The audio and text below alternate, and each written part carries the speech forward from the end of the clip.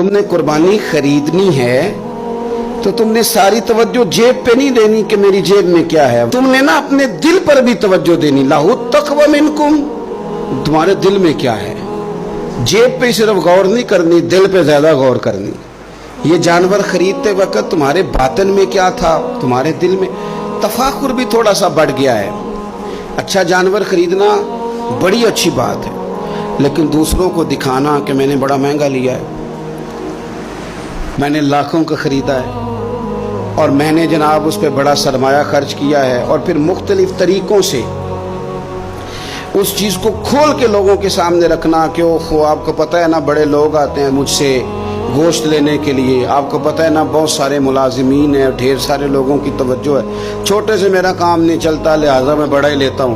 تو یہ عاجزانہ جملے نہیں، ضرورت کے جملے نہیں، بلکہ یہ تفاخر ہے.